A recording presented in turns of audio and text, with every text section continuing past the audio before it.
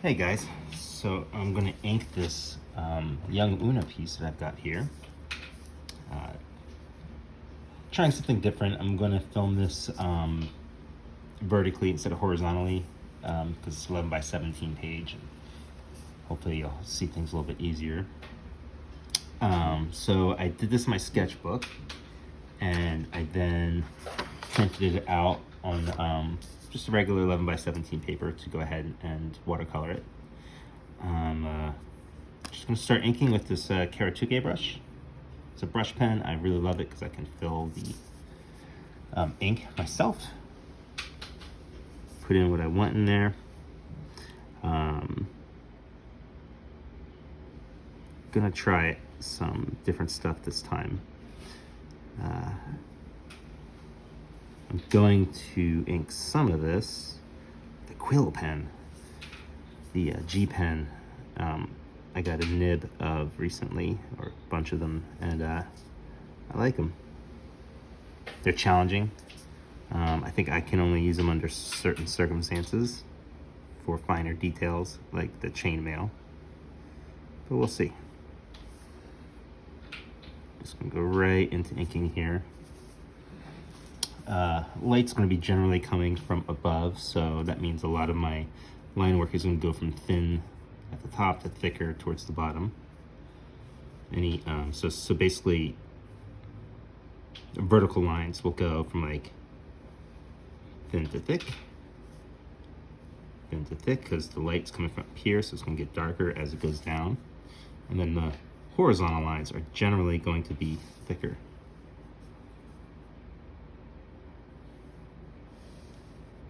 This stuff is where, you look at those art books and they have all those like circles and cubes and stuff. It really helps you wrap your head around the form and shape of an object. This will be fun. This is about a 4-inch line. And I'm just gonna try and make it one single line.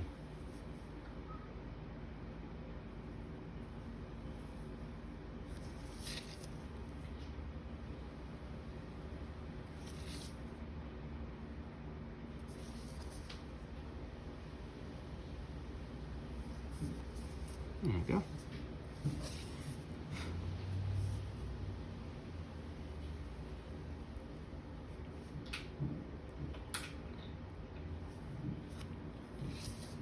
Nice thin lines. Thicker on the bottom because again, light source is coming from above.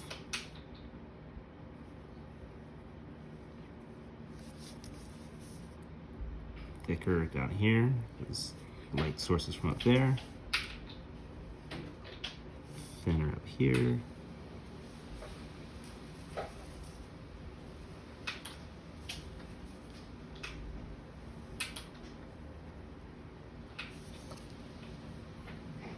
Boom.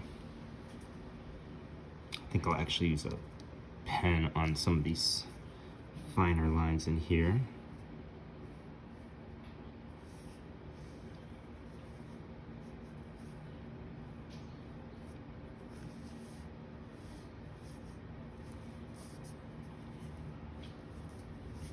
This illustration isn't for a specific story, though often as I'm drawing something or later, ideas will come to me.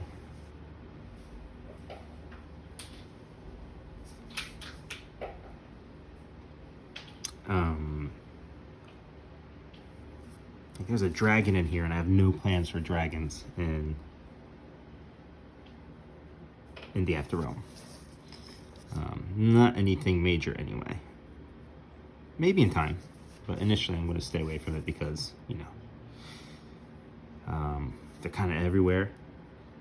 And I don't know that I have any particular new thing to say at this point, but we'll see. This dragon in the background, or the hint of it, like just the scales and a bit of his wing and his foot, that was not in the original sketch. I just sort of saw that in my mind's eye as I began looking at the piece before I started inking it. I was like, oh, it kind of needs an element, like she's like rushing up onto this sort of hill thing or something, looking like she's pausing for some action or trouble. And I was like, oh, how about I just hint at like dragon wings and dragon feet? That's all I was thinking.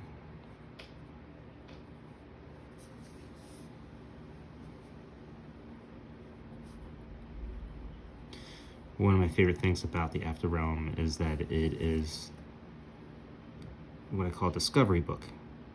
So I'm discovering it as I go along. I do have a bunch of it kind of pre-planned and written out and thought out ahead of time, but I enjoy the nature of the story and character moments happening, as opposed to me trying to force it too much.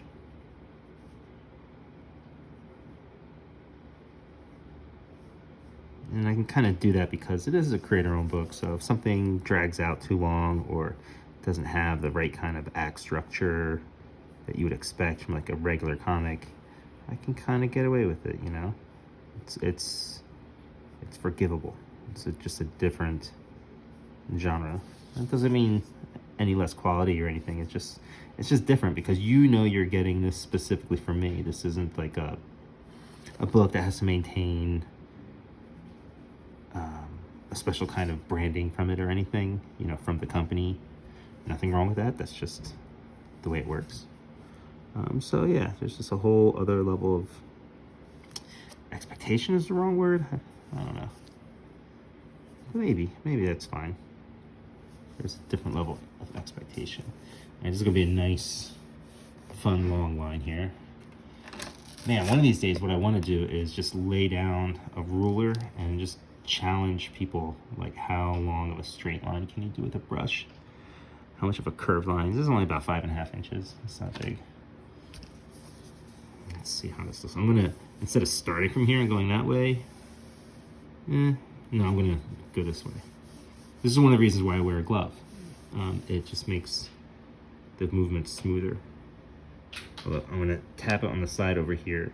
I'm getting the brush extra wet on the table just by tapping it, so it brings more ink to the brush. That way it's gonna be nice and wet for this line.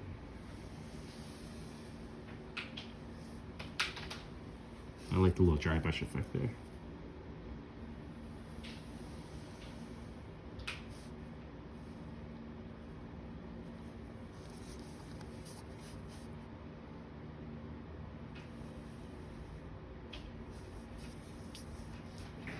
There we go.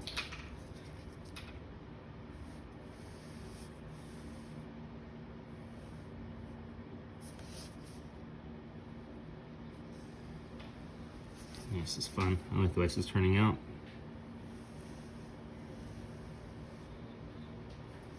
Trying to give some of it a little bit of a... And when I'm inking her in these younger stories, generally for the most part, I'm going for a smoother, slightly rounder style.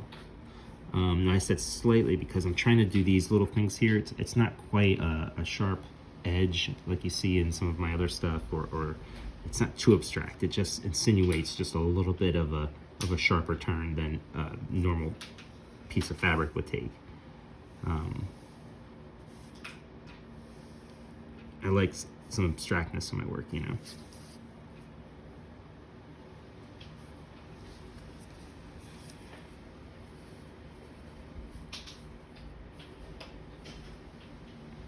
Here's Snow getting kicked up by her stopping action.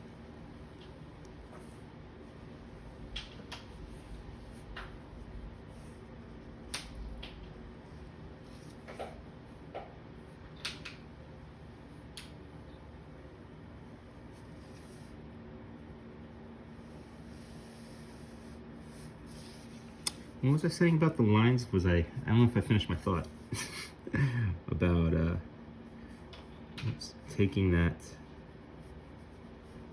these longer lines, these smoother lines and straight lines, and just seeing, you know, with a ruler, how long I can make a smooth line, and then try to challenge some other artists. can you do it freehand?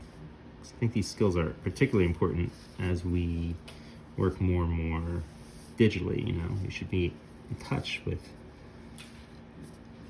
our analog skills, because I'm convinced that analog skills enhance your digital skills and vice versa. In fact, I'm pretty sure any painter, any colorist will tell you that being an accomplished analog painter is a super important fundamental to being a great digital painter. Maybe that's changed, because now you've had several generations, or at least two, growing up on digital drawing, But at least when I was at Valve and I was talking to a lot of the artists there, they all emphasized how important it was to have these basic color skills, painting skills.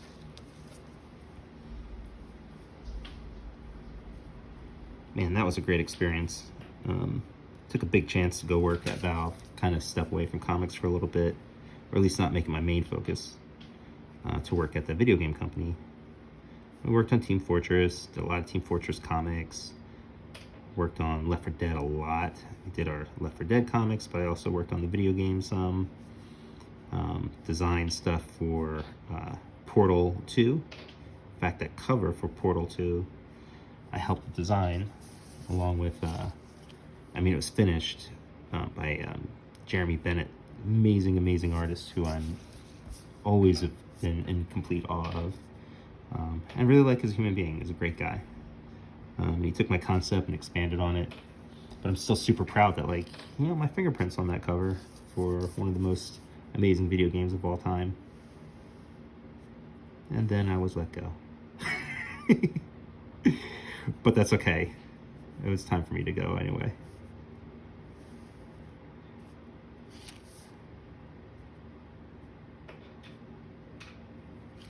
I hadn't worked in an office or anything before, and I think everybody knew my heart wasn't all in. Everybody else who worked there was completely and utterly dedicated to Valve. I thought that I was, but I was still all about comics. And I made that pretty clear to people when I moved in. I started working there, but especially the employer. But at the end of the day, I wasn't all in like other people. You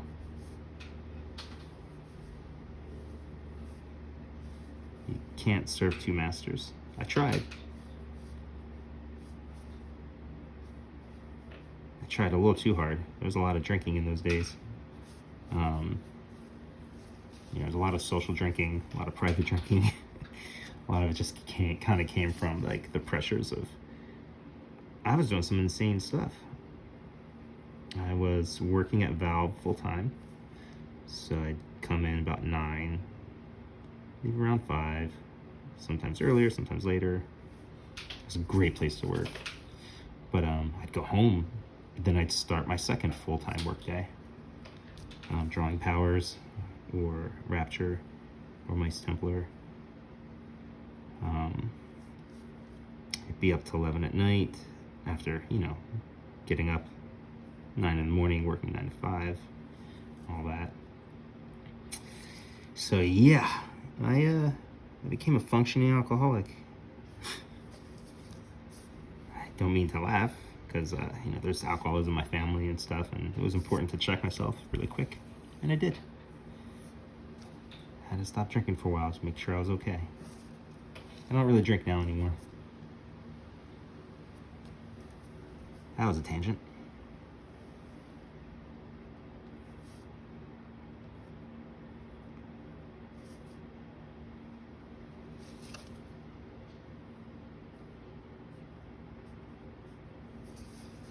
Yeah.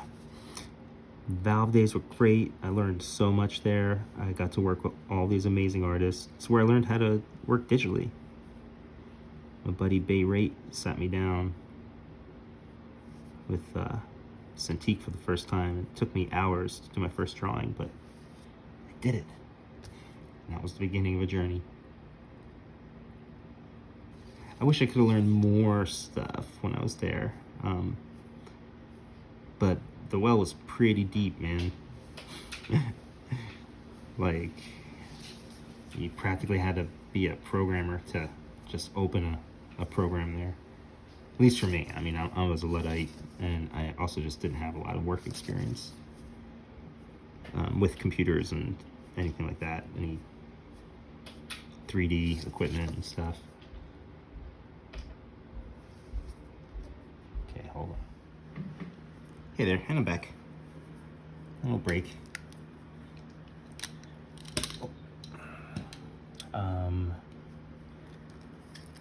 So where were we? This is the next day. I had to take a little break and couldn't get back to it.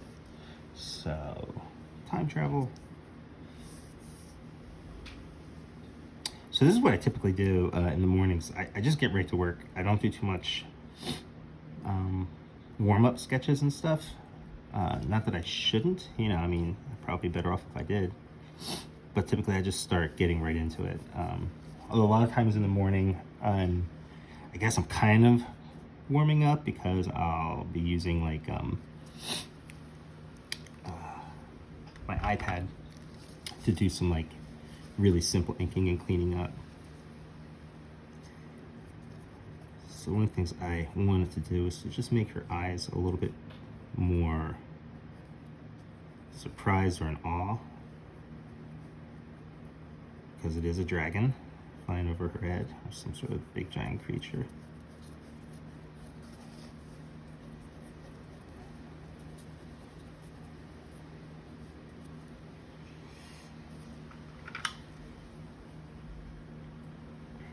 Because I'm crazy, I'm just gonna go right into the face. Just the most important part. All right, let's see if do my right glasses on? Yes, I do. Okay. Let's see how this brush is feeling. A lot of times I like to find like a spot where I know it's all black and I can kind of weight my brush down.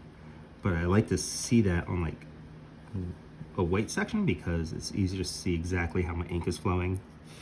I don't really have that here, so I'm just going to dive right into it. Pardon me.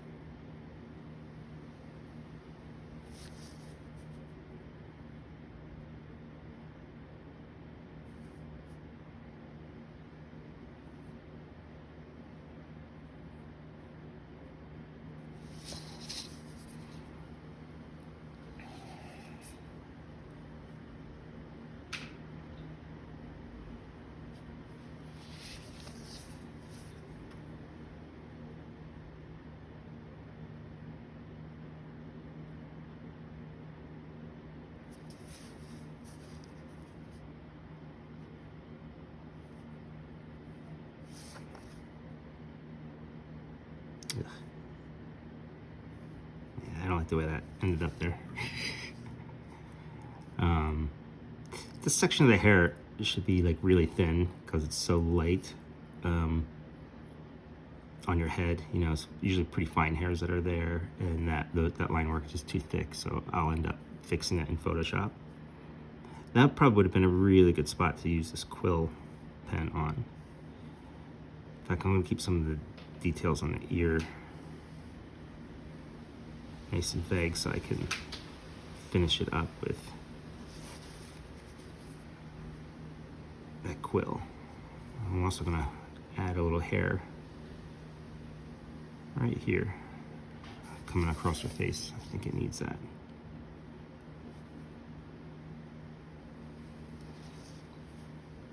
Partially, and I'll be honest with you, because this angle of the head and neck is always tricky to do. And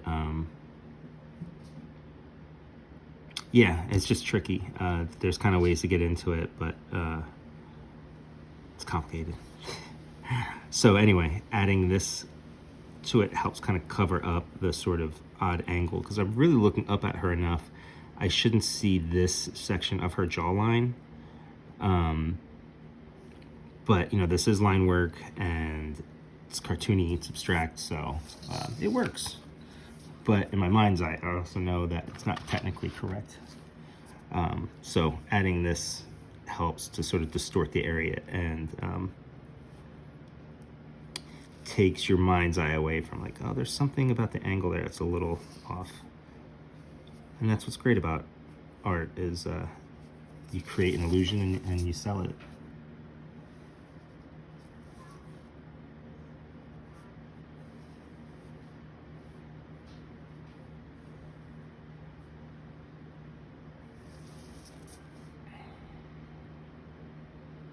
I don't know what the weather is like for you guys, but here it's getting weird. It's getting warm again. I'm not a fan of that, mostly because like we moved out to the Northwest with the promise of cooler weather. And it's cooler than the East Coast, but it still gets fairly warm here. And the houses and infrastructure here are not built for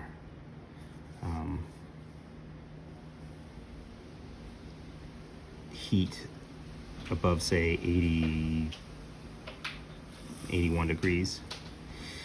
We have some air conditioning in the house, but it's only in select rooms. I'm not totally happy with this face. Anyway, and the issue for us really, beyond it being inconvenient or whatever, is you know, Taki's got MS and is triggered by the heat. And it doesn't take much heat here for the house to get warm and all that stuff. And we were in the process of looking for another home, one with proper air conditioning everywhere and stuff. But you know, this pandemic stuff happened, so that put those plans on hold.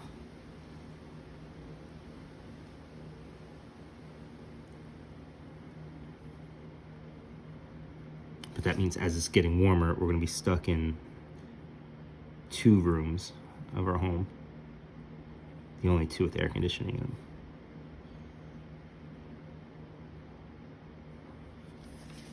That's for any days that are over, say, 80 degrees.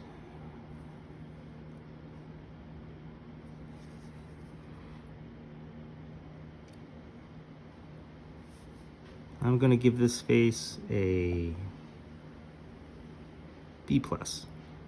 Ah, shit, I didn't want to do that. See, by indicating the eyelid here, it just makes her eyes a little less open feeling. So it kind of takes away from that eye being really wide open of seeing something in wonder.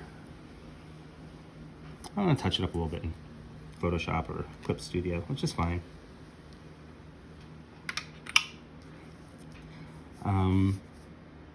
In general, when I'm working in fantasy or anything that's more nature-based as opposed to whether it's modern times, or if it is modern times, but like say out in the woods or the wild, I like to try to avoid using straight lines, even on swords, unless it's say a magic sword or something. So I like to keep it kind of free-handed. Shit.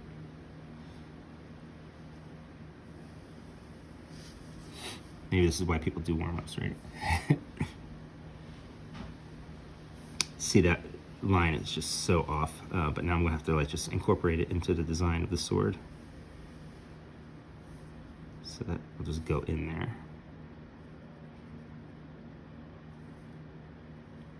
This sword is way beat up for her. So I guess the story behind this illustration has to be she finds the sword somewhere. Because she's not a warrior even when she's grown up. Even though we'll see her using a sword and kicking butt, you know, she's not a Conan or a Red Sonja character. So she's not like, you know, she's not about the sword. It's just a tool that she can use really well. But she came up across like a traditional superhero warrior. I wouldn't bet on Oona. She's not Red Sonja. There's so many sword powerful characters in fantasy. I just want one who's really proficient. She's better than most, but you know, I just don't want her to be sort of magically capable with her sword, where her sword solves her problems. There'll be cases for that. There's going to be stories where that's called for. But in general, that's not what I want for her. All right, now I'm going to have some fun with some old-fashioned tools. This is the G pen that the manga artists use. I am a big fan of this channel for Akahito Yoshitori. I have a horrible memory of names. I'll put a link to it. It's one of my favorite YouTube channels. And it's just him just working in real time on his manga projects. He doesn't say a word, he just draws, and it's really awesome. It's really relaxing too. Part of what I modeled some of my videos on is just quietly inking.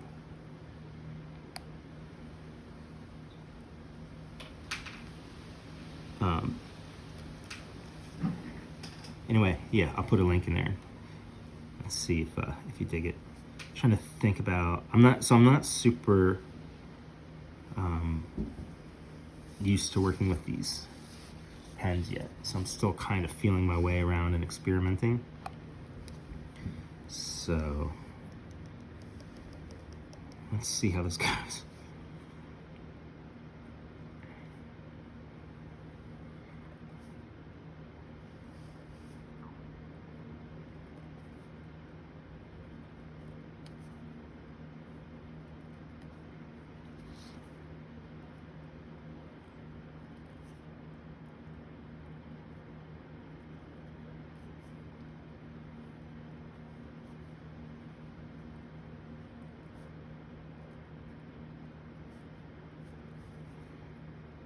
One of the other reasons why I really like working digitally is, I hate to say it, but as I'm getting older, my eyesight's just not as good as it's been. And when you're working with black on black, your depth perception can be problematic. That's why like this little blotchy stuff happened here. Was in my mind's eye thought that the pen was in a different position than it actually was. That close to the paper.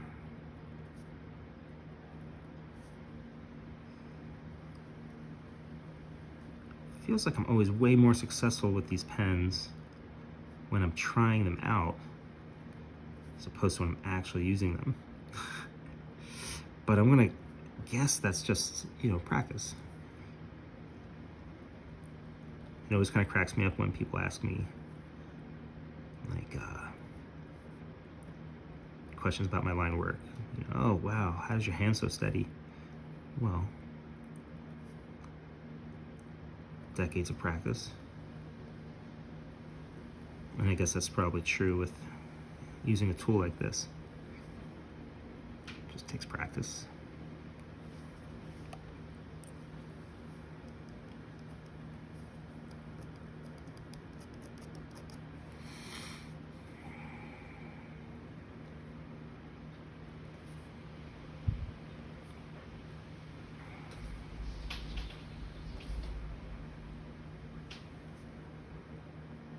I don't know if you guys can hear all that wind out there. It's pretty nuts. I think it's taken me a few years of living out in Northwest area until I realized that there's at least in this area, I'm in Vancouver, Washington now, just on the other side of the border of Portland, where I used to live. And it seems this time of year, it's like a windy season. The winds are really strong, and they've been strong for a couple days. Kind of like it. It's pretty neat, especially at night. But I never grew up with a windy season before, so it's weird. Windy season. It's a big blotch of ink down there. I'm gonna have to be careful for.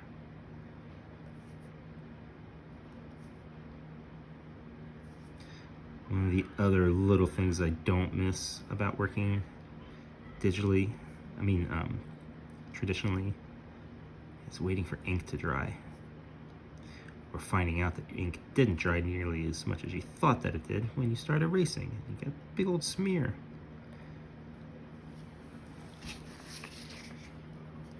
I don't know, that's okay.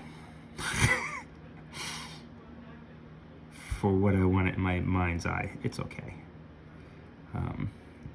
Dab that ink up. This is another nice thing with wearing the gloves. I can just pick up that ink so it won't smear. Yeah, I'll have to play around with this some more. Maybe I just needed to practice more before I went ahead and just jumped in.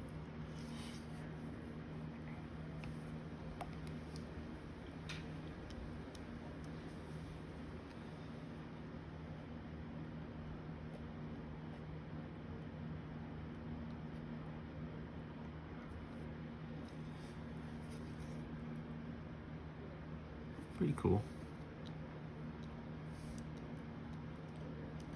Put in some little details here, some dents and stuff.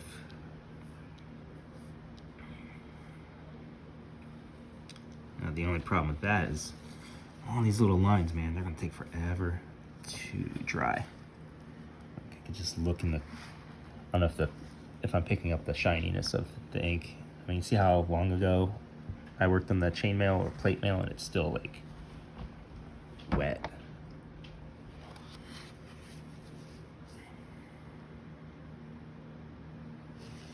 But I think that's all I'm gonna need. There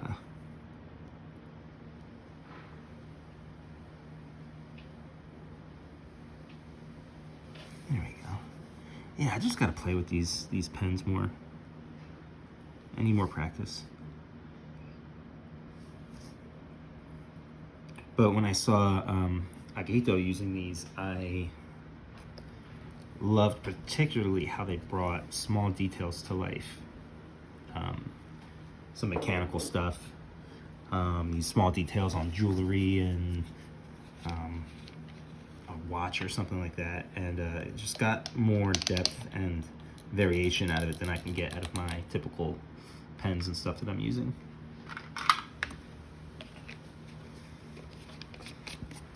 Now, if I was smart, I would just stop this video right now, go do something else, and come back, so I don't have to worry about the ink not being dry. But I'm going to cowboy it. Let's just go forward. Let's see what happens. One of the reasons I want to see what happens is if I fuck up, I want to show you guys how to deal.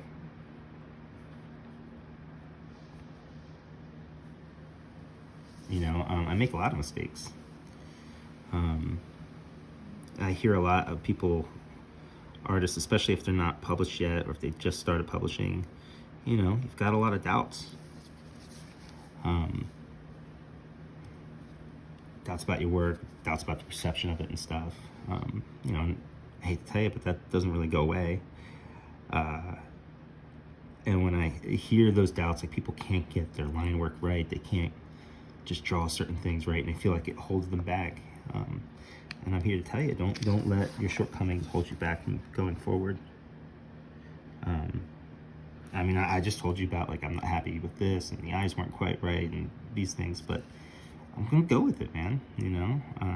And sure, I can touch some of it up in Photoshop, but some of it's just gonna have to be what it is. And I know that I put my best foot forward as I'm doing it, even if it didn't turn out great. That's the best I could do at the moment. And most of those flaws that bother me, I don't think other people will see. I mean, you guys will see it now, especially as I pointed it out, or other artists who are much more accomplished than myself can look at this and see stuff that I'm not even aware of. The point is, if you screw up, don't crumple up your paperwork. You know, don't give up on the piece, and find a way to make it work. Even if you're not going to fix it in Photoshop, there's always an option. There's always a way out. I'm trying to think of how much rendering I want to do on her here. I'm already doing this kind of feathering, which I've been staying away from for the most part. I like to try and keep things as really simple, more shapes than rendering.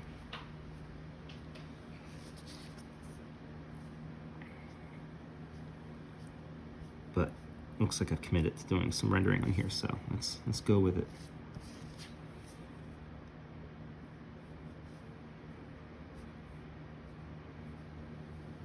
Going to do this kind of core lighting here versus the shading here. I feel like here, because I've done the shading lines in the shape of her arm, this kind of cone-like shape, it describes the form really well. And then over here, I don't need to describe the form as much because it's already kind of said it. So this is more about the lighting, more about the material that this is made up from and how it's interacting with the light, then this is more about describing the shape. And you kind of need both. Boy, I'm not sure what I want to do with that. I think I'll just... If the lighting's coming from above, from up here, so, and most of my shadows are thicker underneath. Let me go back into this a little bit.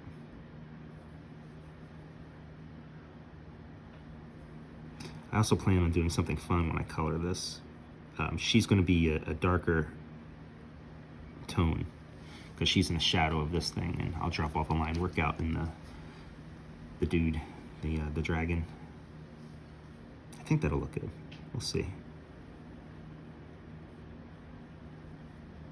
Ah, damn it, that made a weird line.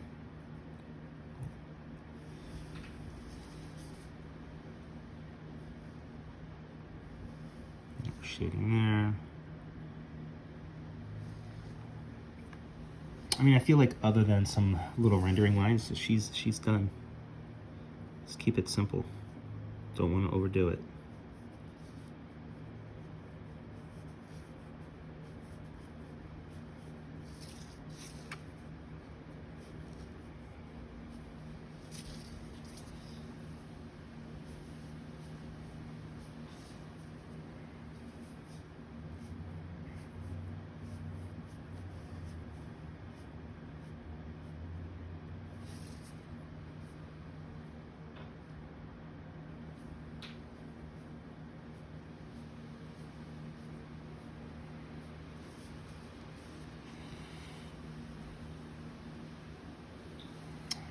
Yeah, I feel like this needs more shadow in here.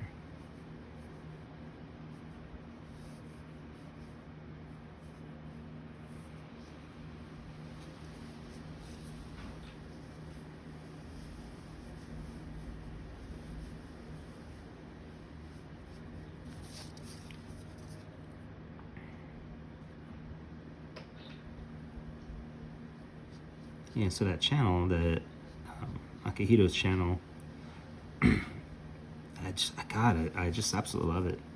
I usually start watching it before I go to bed and start to drift off, or I've got it on while I'm working, because I tell you, it's really inspiring while I'm working to look up and just see that close-up of his pencil just drawing away. You know, and I'm not even like a giant manga fan, but I'm a huge admirer of, you know, the art process and stuff and like his skills. There's a couple other channels that I watch too. I'll also put a link here of just my generally favorite YouTube comic book related channels, whether they're artists or commentators or both. I mean, off the top of my head, some of my favorites are, well, there's Akahito's channel, Cartoonist Kayfabe, probably sort of my go-to. Jim Rugg and Ed Piscor talking about their love of comics and their process, and they do these amazing interviews and stuff, and very inspirational, something good and positive to ingest while I'm working. They also bring back a lot of just retro, old school shit that I've completely forgotten about. Like they walk through, I hate that line. They walk through issues of like Amazing Heroes, and it's pretty cool to see how the industry was back early 90s and just the differences. A lot of history there. So yeah, great channel. Comic tropes. More of a reviewer. He's definitely a reviewer. And I like him. He's got a personality. Fun show. All right. What do I want to do with this background? How do I want to ink it?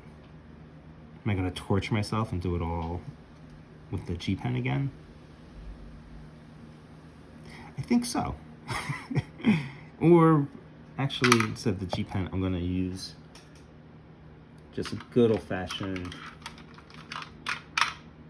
flat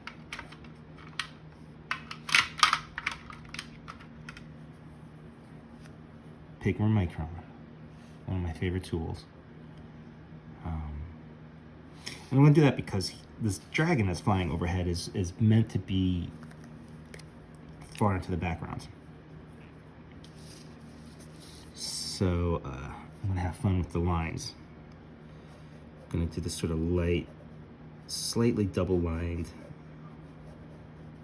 approach. So I'm basically doing two things here. I'm keeping the lines sharp. You see how these little edges are here? It just gives it like a kind of a griminess, but also a cleanliness at the same time. It's just an attitude. You know, it kind of says rough, tough, evil, threatening. Although I do use this style on like Takio and stuff too, so I don't know. But in this case, I think it does say something. And different kinds of lines say different things about the object you're drawing or what you're laying down.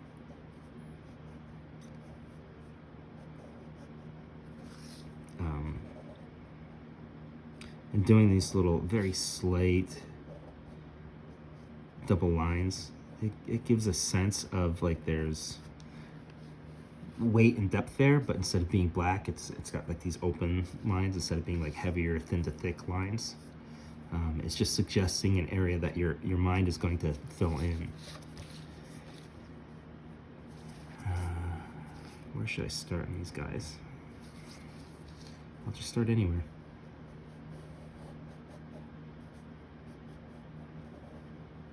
Even adding some scales here.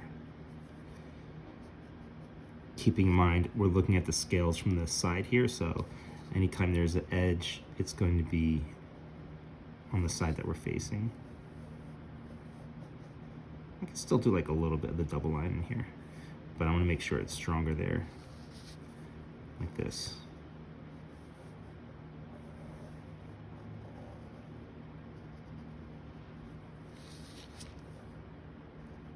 See, and it's sort of indicating the width.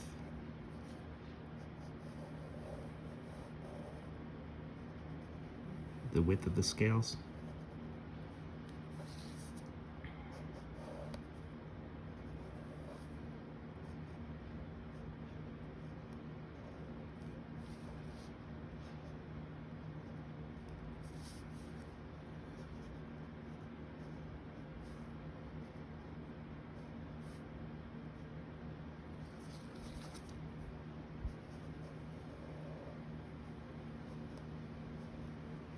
So I'm way down there.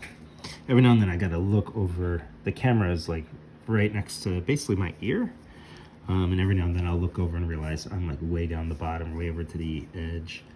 And one of the reasons that's a concern, not so much for YouTube, but like I'll load section of these videos up to Instagram. And when I do that, it crops off, you know, the screenshot a certain way. So if my pen's like down here, a lot of times on the Instagram feed, it's just gone. You can't see it. So I look up every now and then and try and correct myself. Hey, the feedback on this channel has been great. I really appreciate you guys chiming in. You know, I'll ask a question while I'm drawing, and then to my surprise, a total, utter surprise, there'll be answers in the comment section. You know, and YouTube commentary is so legendary for being a certain way. And I gotta thank you guys for being cool. I don't see all the comments. I mean, I've got like a, you know, a little alert thing that tells me when people have left comments, and I'll check, but sometimes I miss, you know, and then it's too gone into the feed for me to see unless I'm just seeing it randomly. So if I haven't answered all your questions or acknowledged your posts with just a thanks or something. I apologize. But I'm sure you know that. You know, you can't see everything. Even with my feed's not like huge, you know. It's not like one of the ones with like 25,000 views and stuff. I can't imagine how they can keep up with any of their commentary or whatnot.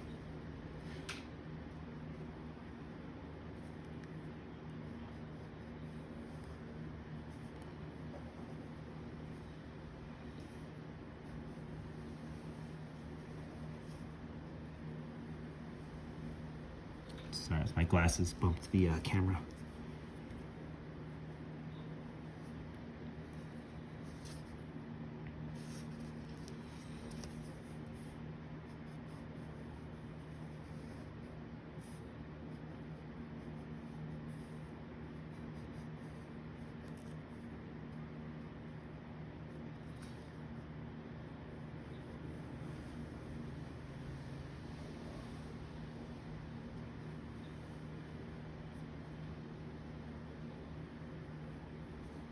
So I wonder how many viewers out there are also artists and creators.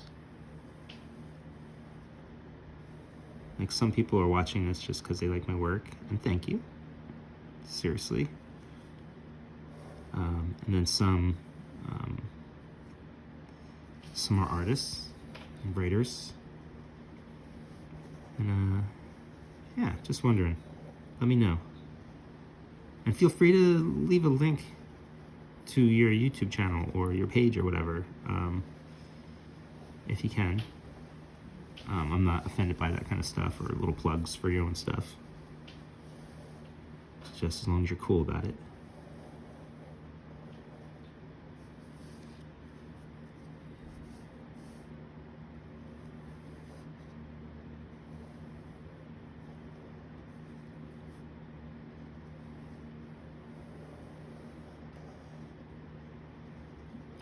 Found a magazine earlier from 2000, the year 2000, and it was of, it's called Sketch Magazine, and it featured Powers and Brian Bendis. Not just Powers, but like his other work at the time, which was like Jinx, aka Goldfish, Torso, and he had just started working at Marvel, Daredevil Ninja. So I think I'm gonna do one of these things, you know, inspired by those channels that I like Cartoonist Kayfabe guys. Just lay out the book and walk you through it. I think that'll be fun. It's crazy to me that stuff was 20 years ago, literally 20 years ago. And I don't remember a lot. It's all a blur. Like, it does seem like it happened to somebody else. What really sucks was you know, most of my memories I saved on a digital camera at the time, and I did not really know how to properly store my digital photos, especially as they leapt from one hard drive to another hard drive to another hard drive, from PCs to Mac, back to PCs again, all this stuff. And eventually most of my digital photos sort of just, they lost their resolution, and they're just like thumbnails, and they're really badly kept, or just completely lost. Like, I can't even look at the little tiny images. So unfortunately, I just lost a ton of memories. The painful ones are like my son, you know, pictures of like him in school and stuff like that, that I don't know if I'll ever find again. But that also includes just all the convention stuff. I used to be really good at bringing a camera with me and keeping it kind of hidden as I took pictures of everything. In fact, I think there's a video still in here called Conventional Madness, which was one of the videos that I did where I just took all the photos from Baltimore Comic-Con and put them together in like a little slideshow and stuff. But I used to take pictures of everything that was going on, and everybody we were hanging with, all these trips to Europe and stuff, and most of those memories are gone. So when I look back, I don't have the photos to sort of jog my memory of, like, you know, why I was here, what I was doing, what, you know. I just don't remember. I have a bad memory anyway, but, you know, it'd be nice to have the photo memories of like, oh, that trip to England with my uncle. I took Ethan to France, etc., etc. Oh well. Getting better at storing my photos now. And actually leaning on printing them out more.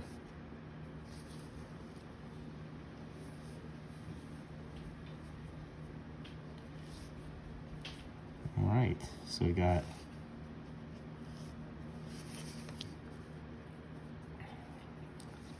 I'm just putting in little textures here.